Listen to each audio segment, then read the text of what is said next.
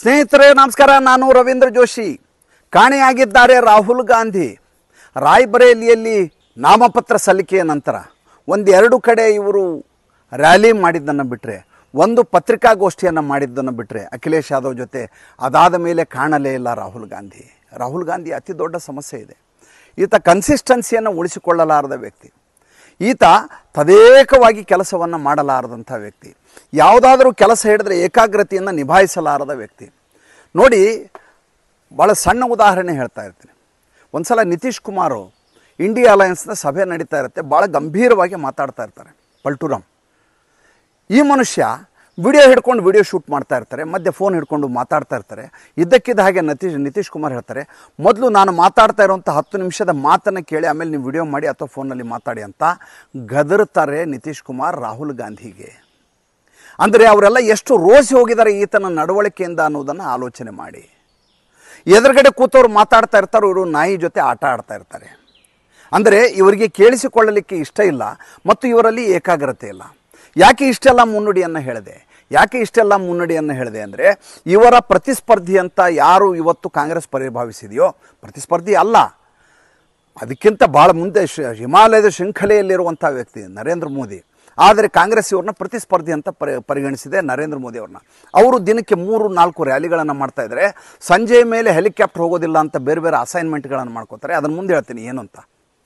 ಆದರೆ ರಾಹುಲ್ ಗಾಂಧಿ ಎಲ್ಲಿಯೂ ಕಾಣಿಸ್ತಾ ಇಲ್ಲ, ಸಾರ್ವಜನಿಕ ರ್ಯಾಲಿಗಳನ್ನು ಭಾಗವಹಿಸ್ತಾ ಇಲ್ಲ, ಎಲ್ಲಿಯೂ ಸಂದರ್ಶನಗಳನ್ನು ಕೊಡ್ತಾ ಇಲ್ಲ. ನೀವು ಹೋರಾಟ ಕೇಳಿದ ಮೇಲೆ ಕೆಚ್ಚು ಇದ್ದರೆ, ಶೌರ್ಯ ಇದ್ದರೆ, ಪರಾಕ್ರಮ ಇದ್ದರೆ, ಎದುರಾಳಿ ಯಾರೇ ಆಗಲಿ ಆತ 100 ಹೊಡೆದ್ರೆ ನಾವು ಒಂದಾದರೂ ಹೊಡಿಲೇಬೇಕು. ಅದು ಕ್ಷಾತ್ರ ಧರ್ಮ. ಬ್ರಹ್ಮತೇಜ ಕ್ಷಾತ್ರ ಧರ್ಮ ಅಂತ. ಬ್ರಹ್ಮತೇಜ ಯಾವುದಕ್ಕೆ?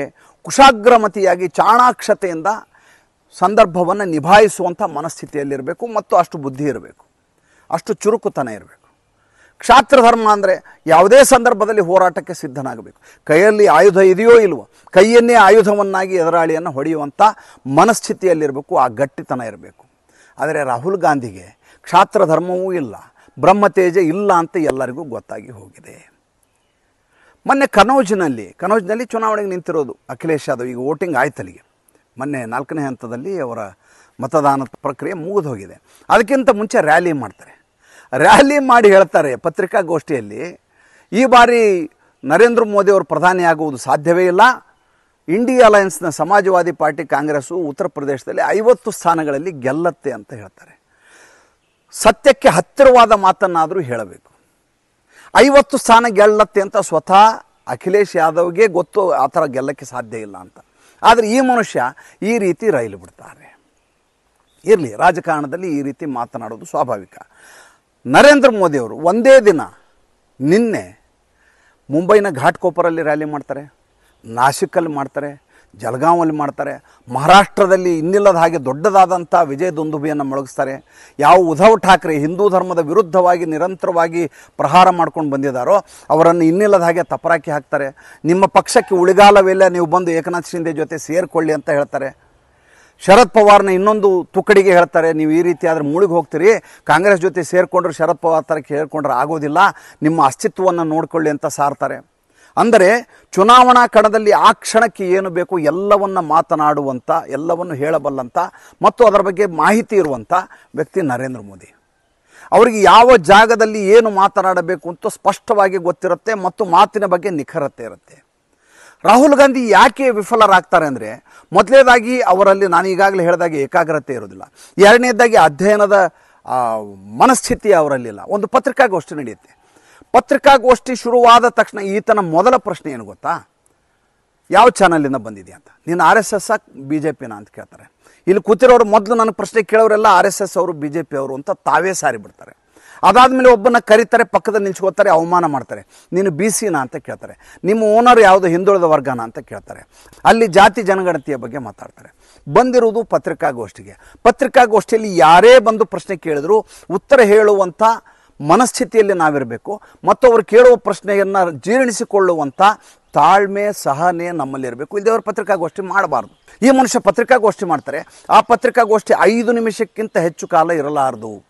ಪಕ್ಕದಲ್ಲಿರುವಂಥ ಕರಟಕ ದಮನಕಗಳಿದಾರಲ್ಲ, ಒಂದು ಕೆ ಸಿ ವೇಣುಗೋಪಾಲ್, ಇನ್ನೊಂದು ಜಯರಾಮ್ ರಮೇಶ್, ಅವ್ನು ಹೇಗಾದರೂ ಮಾಡಿ ಅಲ್ಲಿಂದ ತಳ್ಳಿ ಹಾಕುವಂಥ, ಅಲ್ಲಿಂದ ಎಬ್ಬಿಸುವಂಥ ಕೆಲಸವನ್ನು ಮಾಡ್ತಾರೆ. ಅವ್ರ ಪಕ್ಕದಲ್ಲಿರುವಂಥ ಮೈಕನ್ನು ಕಿತ್ಕೋತಾರೆ. ಯಾಕೆಂದರೆ ಈ ಮನುಷ್ಯ ಎಲ್ಲಿ ಎಡವಟ್ಟು ಮಾಡಿಬಿಡ್ತಾನೋ ಅನ್ನೋಂಥ ಭಯ ಅವರನ್ನು ಕಾಡ್ತಾ ಇರುತ್ತೆ. ಕಳೆದ ಬಾರಿ ನಡೆದಂಥ ಚುನಾವಣೆ ಸಂದರ್ಭದಲ್ಲಿ ಲೋಕಸಭಾ ಚುನಾವಣೆ ಸಂದರ್ಭದಲ್ಲಿ ಈತ ಅರ್ನಾಬ್ ಗೋಸ್ವಾಮಿ ಕೊಟ್ಟ ಸಂದರ್ಶನವನ್ನು ಜ್ಞಾಪಕ ಮಾಡಿಕೊಳ್ಳಿ. ಆ ಒಂದು ಸಂದರ್ಶನದಿಂದಾಗಿ ರಾಹುಲ್ ಗಾಂಧಿಗೆ ಇನ್ನಿಲ್ಲದ ಹಾಗೆ ಹಿನ್ನಡೆ ಆಯಿತು. ಬೇಕಾದ್ರೆ ಚುನಾವಣಾ ಸಂದರ್ಭದಲ್ಲಿ ಮಾಡಿದಂಥ ಸಂದರ್ಶನವನ್ನು ಇನ್ನೊಂದು ಸಲ ಯೂಟ್ಯೂಬಲ್ಲಿ ಹಾಕ್ಕೊಂಡು ನೋಡಿ, ರಾಹುಲ್ ಗಾಂಧಿ ವಿತ್ ಅರ್ನಾಬ್ ಗೋಸ್ವಾಮಿ ಅಂತ ಹಾಕಿ, ಸಂಪೂರ್ಣವಾದಂಥ ಸಂದರ್ಶನ ನಿಮ್ಮ ಕಣ್ಣೆದುರಿಗೆ ಬರುತ್ತೆ. ಆ ಸಂದರ್ಶನದಲ್ಲಿ ಅರ್ನಾಬ್ ಗೋಸ್ವಾಮಿ ಕೇಳಿದ ಪ್ರಶ್ನೆಯೇ ಒಂದು, ಈತ ಕೊಡುವ ಉತ್ತರವೇ ಒಂದು. ಮೊದಲು ಈತನಿಗೆ ಪ್ರಶ್ನೆ ಅರ್ಥ ಆಗುವುದಿಲ್ಲ. ಪ್ರಶ್ನೆ ಅರ್ಥವಾದರೆ ಅದಕ್ಕೇನು ಉತ್ತರ ಕೊಡಬೇಕು ಅಂತ ಗೊತ್ತಿರೋದಿಲ್ಲ. ಏಕೆಂದರೆ ಈತನಿಗೆ ರಾಜಕೀಯದಲ್ಲಿ ಕೆಲಸ ಮಾಡಿದ ಹಿನ್ನೆಲೆ ಇಲ್ಲ. ಕೇವಲ ಬೆಳ್ಳಿಯ ಚಮಚ ಇಟ್ಕೊಂಡು ಬಂದು ಅಪ್ಪ ಅಜ್ಜ ಅಜ್ಜಿ ಎಲ್ಲರೂ ಇದ್ದರು ಅನ್ನುವಂಥ ಕಾರಣಕ್ಕೋಸ್ಕರ ರಾಜಕಾರಣ ಮಾಡಲಿಕ್ಕಾಗಲ್ಲ. ರಾಜಕಾರಣದಲ್ಲಿ ಬಹಳಷ್ಟು ತಂತ್ರಗಾರಿಕೆ ಗೊತ್ತಿರಬೇಕು, ರಾಜಕಾರಣದಲ್ಲಿ ಕುಶಾಗ್ರಮತಿಯಾಗಿರಬೇಕು, ರಾಜಕಾರಣದಲ್ಲಿ ಚಾಣಾಕ್ಷತೆಯನ್ನು ಮೆರಲಿಕ್ಕೆ ಗೊತ್ತಿರಬೇಕು, ರಾಜಕಾರಣದಲ್ಲಿ ಎಲ್ಲಿ ಮಾತನಾಡಬೇಕು ಎಲ್ಲಿ ಮಾತನಾಡಬಾರದು ಎನ್ನುವುದು ಗೊತ್ತಿರಬೇಕು. ಇದ್ಯಾವುದೂ ಇರಲಾದಂಥ ದುರ್ಬಲರಲ್ಲಿ ದುರ್ಬಲನಾದಂಥ ರಾಹುಲ್ ಗಾಂಧಿ ಈಗ ಇದ್ದಕ್ಕಿದ್ದ ಹಾಗೆ ನಾಪತ್ತೆಯಾಗಿದ್ದಾರೆ. ಯಾಕೆ ನಾಪತ್ತೆಯಾಗಿದ್ದಾರೆ? ಈತ ನ್ಯೂಸ್ ಚಾನೆಲ್ಗಳನ್ನು ಫೇಸ್ ಮಾಡುವಂಥ ಮನಸ್ಥಿತಿ, ಮುಖಾಮುಖಿಯಾಗುವ ಮನಸ್ಥಿತಿಯಲ್ಲಿಲ್ಲ. ಈ ಕಡೆ ನೋಡಿ, ಬೆಳಗ್ಗೆಯಿಂದ ಸಂಜೆವರೆಗೂ ನರೇಂದ್ರ ಮೋದಿಯವರು ಒಂದೋ ರೋಡ್ ಶೋ ಮಾಡ್ತಾ ಇರ್ತಾರೆ, ಇಲ್ಲ ರ್ಯಾಲಿ ಭಾಗವಹಿಸ್ತಾ ಇರ್ತಾರೆ, ಇಲ್ಲ ಆಡಳಿತದ ಕೆಲಸಗಳನ್ನ ನೋಡ್ಕೋತಾ ಇರ್ತಾರೆ. ಸಂಜೆ 6 ಗಂಟೆ ಆದಮೇಲೆ ಹೆಲಿಕಾಪ್ಟರ್ ಎಲ್ಲಿ ಸುತ್ತುವುದಿಲ್ಲ ಅಂದ ತಕ್ಷಣ ಈ ದೇಶದ ನ್ಯೂಸ್ ಚಾನಲ್ಗಳಿಗೆ ಸಂದರ್ಶನವನ್ನು ಕೊಡಲಿಕ್ಕೆ ಶುರು ಮಾಡ್ತಾರೆ. ಅಂದರೆ ಒಂದು ಚಾನಲ್ಗೆ ಇಷ್ಟಂತ ಒಂದಷ್ಟು ಜನ ವೀಕ್ಷಕ ವರ್ಗ ಇರುತ್ತೆ. ಆ ವೀಕ್ಷಕ ಸಮೂಹವನ್ನು ತನ್ನ ವಿಚಾರಧಾರೆಯ ಮೂಲಕ ತಲುಪುವಂಥ ಒಂದು ದೊಡ್ಡದಾದಂಥ ಪ್ರಕ್ರಿಯೆ ಇದು. ನೋಡಿ, ಅವರು ಶುರು ಮಾಡಿದ್ದು ಈ ನಾವಿಕಾ ಕುಮಾರ್ ಅವರ ಟೈಮ್ಸ್ ನೌ ಚಾನಲ್ನಿಂದ ಶುರು ಮಾಡಿದರು. ಅವರು ಸುಶಾಂತ್ ಸಿನ್ಹಾ ಮತ್ತು ನಾವಿಕಾ ಕುಮಾರ್ ಅವರು ಸಂದರ್ಶನವನ್ನು ಮಾಡ್ತಾರೆ. ಇವ್ರನ್ನ ಎಷ್ಟು ದೊಡ್ಡ ಸಂಚಲನ ಆಯಿತು ಅಂದರೆ ಈ ಸಂದರ್ಶನ. ಅದಾದ ಮೇಲೆ ಒಂದೊಂದೇ ಚಾನಲ್ಗಳಿಗೆ, ಕೇವಲ ಇದು ಹಿಂದಿ ಮತ್ತು ಇಂಗ್ಲೀಷ್ಗಳಿಗೆ ಸೀಮಿತ ಆಗೋದಿಲ್ಲ. ಮೊದಲು ತಮಿಳು ಚಾನಲ್ಗೆ ಸಂದರ್ಶನವನ್ನು ಕೊಡ್ತಾರೆ, ಆಮೇಲೆ ಮಲಯಾಳಂ ಚಾನಲ್ಗೆ ಸಂದರ್ಶನ ಕೊಡ್ತಾರೆ, ಅದಾದಮೇಲೆ ಹಿಂದಿ ಚಾನಲ್ಗಳಿಗೆ ಸಂದರ್ಶನಗಳನ್ನು ಕೊಡಲಿಕ್ಕೆ ಶುರು ಮಾಡ್ತಾರೆ. ಯಾವ NDTVಗೆ ಇಲ್ಲಿವರೆಗೂ ಸಂದರ್ಶನವನ್ನೇ ಕೊಟ್ಟಿರಲಿಲ್ವೋ ಅಂಥ NDTVಗೆ ಸಂದರ್ಶನ ಕೊಡ್ತಾರೆ, ನ್ಯೂಸ್ 18 ಇಂಡಿಯಾಗೆ ಸಂದರ್ಶನ ಕೊಡ್ತಾರೆ, ಇಂಡಿಯಾ ಟಿವಿಗೆ ಸಂದರ್ಶನ ಕೊಡ್ತಾರೆ, ಆಜ್ ತಕ್ಕು, ಇಂಡಿಯಾ ಟುಡೇ, ರಿಪಬ್ಲಿಕ್ ಟಿವಿ, ಯಾವ ಚಾನಲ್ ಕೇಳ್ತಿರಲ್ರಿ ಎಲ್ಲ ಕಡೆ ನರೇಂದ್ರ ಮೋದಿಯವರ ಸಂದರ್ಶನ ಬಂದಿದೆ.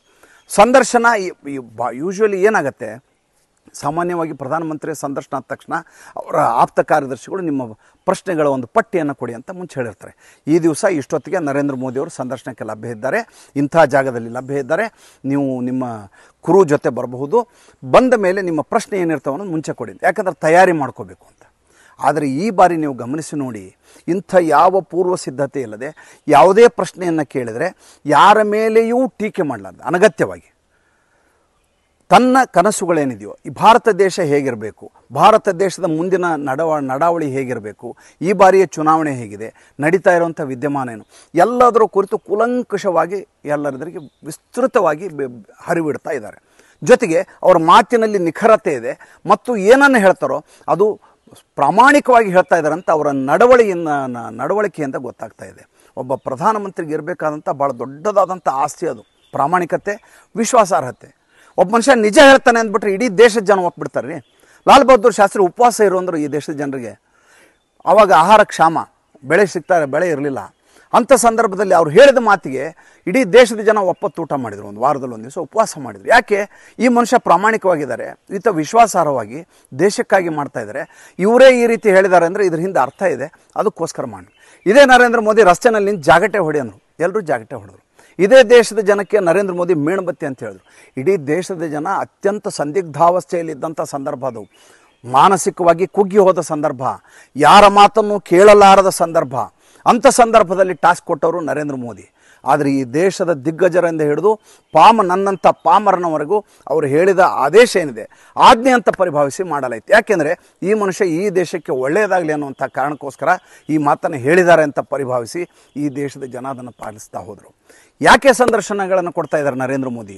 ಯಾವ ವೀಕ್ಷಕ ವರ್ಗಕ್ಕೆ ತನ್ನ ವಿಷಯ ತಲುಪಬೇಕು, ಯಾವ ಮತದಾರರಿಗೆ ದೊಡ್ಡ ರ್ಯಾಲಿಯಲ್ಲಿ ಹೇಳಲಿಕ್ಕೆ ಸಾಧ್ಯ ಇಲ್ಲವೋ ಅದನ್ನು ನೇರ 1 to 1 ನಾನು ಅನುಸಂಧಾನದ ಮೂಲಕ ಹೇಳ್ಕೊಳ್ಬಹುದು ಅನ್ನೋದು ನರೇಂದ್ರ ಮೋದಿಗೆ ತುಂಬ ಚೆನ್ನಾಗಿ ಗೊತ್ತಿತ್ತು. ಒಂದು ಸಣ್ಣ ಘಟನೆಯನ್ನು ಹೇಳಿ ಇವತ್ತಿನ ಸಂಚಿಕೆಯನ್ನು ಮುಗಿಸೋಣ. ಏನಪ್ಪ, ಉತ್ತರ ಪ್ರದೇಶದಲ್ಲಿ ಒಂದು ಹೊಸ ಚಾನಲ್ ಪ್ರಾರಂಭ ಆಗ್ತಾ ಇರುತ್ತೆ. ಮಾಯಾವತಿ ಅವಾಗ ಮುಖ್ಯಮಂತ್ರಿ. ಆ ಚಾನಲ್ನವರು ತಮ್ಮ ಚಾನಲನ್ನು ಬೆಳೆಸಬೇಕು ಅನ್ನುವಂಥ ಉದ್ದೇಶದಿಂದ ಮುಖ್ಯಮಂತ್ರಿಗೆ ಕಚೇರಿಗೆ ಹೋಗ್ತಾರೆ. ಹೋಗಿ ಅವರ ಆಪ್ತ ಕಾರ್ಯದರ್ಶಿಗೆ ಹೇಳ್ತಾರೆ, ನಿಮಗೆ ಅರ್ಧ ಗಂಟೆ ಸ್ಲಾಟನ್ನು ಕೊಟ್ಟಿದ್ದೀವಿ ಈ ಬಾರಿ ಚುನಾವಣೆಯಲ್ಲಿ, ಏನು ಬೇಕಾದರೂ ಮಾತಾಡಬಹುದು ಮಾಯಾವತಿಯವರು ಅಂತ. ಹೋಗಿ ಆಪ್ತ ಕಾರ್ಯದರ್ಶಿ ಹೇಳ್ತಾರೆ, ಈ ರೀತಿ ಕೇಳ್ತಾ ಇದ್ದಾರೆ, ಏನು ಹೇಳೋದು, ಇಲ್ಲ ಆಗಲ್ಲ ಅಂತ ಹೇಳು. ಮತ್ತೆ ಚಾನಲ್ ಕೇಳ್ಕೊಳ್ಳುತ್ತೆ, ನೋಡಿ ಒಂದು ಕೆಲಸ ಮಾಡಿ, ಅವ್ರಿಗೇನು ಬೇಕು ಅದನ್ನು ಮಾತಾಡಲಿ, ಅದನ್ನು ನಾವು ರೆಕಾರ್ಡ್ ಮಾಡ್ಕೊಂಡು ಹೋಗ್ತೀವಿ ಅಂತ. ಮತ್ತೆ ಆಪ್ತ ಕಾರ್ಯದರ್ಶಿ ಹೋಗಿ ಮಾಯಾವತಿ ಕೇಳ್ತಾರೆ, ಮಾಯಾವತಿ ಈ ರೀತಿ ಆಗಲ್ಲ ಅಂತ ಹೇಳ್ತಾರೆ. ಕೊನೆಯದಾಗಿ ಇನ್ನೊಂದು ಆಫರ್ ಕೊಡುತ್ತೆ ಚಾನಲ್, ಏನಂತ, ಒಂದು ಕೆಲಸ ಮಾಡಿ, ನಿಮಗೇನು ಬೇಕು ಅದು ರೆಕಾರ್ಡ್ ಮಾಡಿ, ನಮ್ಮ ಕ್ಯಾಮ್ರಾಮ್ಯಾನು ಕಳಿಸಲ್ಲ, ನಮ್ಮ ಸಂದರ್ಶಕನೂ ಇರೋದಿಲ್ಲ, ಯಾವ ಪರಿಕರಗಳು ಇರೋದಿಲ್ಲ, ನೀವೇ ರೆಕಾರ್ಡ್ ಮಾಡಿ ನಮಗೆ ಕಳಿಸಿ, ನಾವು ಅದನ್ನು ನಮ್ಮ ಚಾನಲ್ ಹಾಕ್ಕೋತೀವಿ. ಅವಾಗ ಮಾಯಾವತಿ ಹೇಳ್ತಾರೆ, ನೀನೇನು ಹುಚ್ಚ ಇದೆಯನಯ್ಯ ಅಂತ ಆಪ್ತ ಕಾರ್ಯದರ್ಶಿ ಹೇಳ್ತಾರೆ. ಯಾಕೆ, ನನಗೆ ಅರ್ಧ ಗಂಟೆ ಮಾತಾಡೋಕ್ಕೆ ಏನು ವಿಷಯ ಇದೆ, ಜನರೆದುರಿಗೆ ನಾನು ಬಣ್ಣಗೇಡಾಗ್ಬಿಡ್ತೀನಿ, ನನ್ನೊಳಗೆ ಅಂಥ ತಿರುಳಿದ್ರೆ ಅರ್ಧ ಗಂಟೆ ಮಾತಾಡಬೇಕು, ನಂತರ ವಿಷಯ ಇಲ್ಲ, ದಿನ ಅರ್ಧ ಗಂಟೆ ಮಾತಾಡಿ ಏನು ಮಾತಾಡಲಿ, ವಾಪಸ್ ಕಳಿಸೋರ್ನಂತಾಳೆ. ಯಾಕೆ ಈ ಘಟನೆಯನ್ನು ಹೇಳಿದೆ ಅಂದರೆ, ಇವತ್ತು ರಾಹುಲ್ ಗಾಂಧಿ ಏನಾದರೂ ಮಾತಾಡಿದರೆ ಆತ ಬಣ್ಣಗೇಡಾಗ್ತಾನೆ, ಒಳಗಡೆ ಏನು ದಮ್ಮಿಲ್ಲ ಅಂತ ಗೊತ್ತಾಗುತ್ತೆ. ಯಾವಾಗ ನಾವು ಒಂದು ಮಾತು ಹೇಳ್ತಿರ್ತೇವೆ, ನಾವು ಮಾತನಾಡುವುದರಿಂದ ನಮ್ಮೊಳಗಿರುವ ಸತ್ವ ಹೊರಗಡೆ ಜನರಿಗೆ ಗೊತ್ತಾಗಬೇಕು, ಅಷ್ಟು ಸತ್ವ ನಮ್ಮೊಳಗಡೆ ಇರಬೇಕು. ನಮಗೆ ಆ ಸತ್ವ ಒಳಗಡೆ ಇಲ್ಲದೆ ಇದ್ದಾಗ ಗಂಭೀರವಾಗಿ ಮೌನವಾಗಿದ್ದರೆ ಹೆಚ್ಚು ಮರ್ಯಾದೆ ಇರುತ್ತೆ ಅಂತ. ರಾಹುಲ್ ಗಾಂಧಿ ಮಾತನಾಡಿದರೆ ಅಂಥ ಎಡವಟ್ಟಾಗತ್ತೆ. ಎದುರುಗಡೆ ಅವರು ಪ್ರತಿಸ್ಪರ್ಧಿ ಅಂತ ಪರಿಭಾವಿಸಿರುವಂಥ ನರೇಂದ್ರ ಮೋದಿ ಒಳಗಡೆ ಇರುವಂಥ ತಿರುಳು ಎಷ್ಟು ಅಂತ ಇನ್ನೂ ಬಗೆದಷ್ಟು ಸಮುದ್ರವನ್ನು ಹೊಕ್ಕು ಒಳಗಡೆಯಿಂದ ಬೊಗಸಿ ನೀರು ತಂದ ಹಾಗೆ ಹೊರಗಡೆ ಪ್ರವಹಿಸ್ತಾ ಇದೆ. ಇದು ಇವತ್ತಿನ ರಾಜಕಾರಣದ ಸ್ಥಿತಿ. ಮತ್ತೆ ಮುಂದಿನ ಸಂಚಿಕೆಯಲ್ಲಿ ಮಾತಾಡ್ತೀನಿ. ಸಂಚಿಕೆ ಇಷ್ಟ ಇದ್ದರೆ ಲೈಕ್ ಮಾಡಿ, ಫಾಲೋ ಮಾಡಿ, ಶೇರ್ ಮಾಡಿ. ನಮ್ಮ ಮುಕ್ತ ಪತ್ರಿಕೋದ್ಯಮಕ್ಕೆ ದಯವಿಟ್ಟು ಆರ್ಥಿಕವಾಗಿ ಬೆಂಗಾವಲಾಗಿ ನಮಸ್ಕಾರ.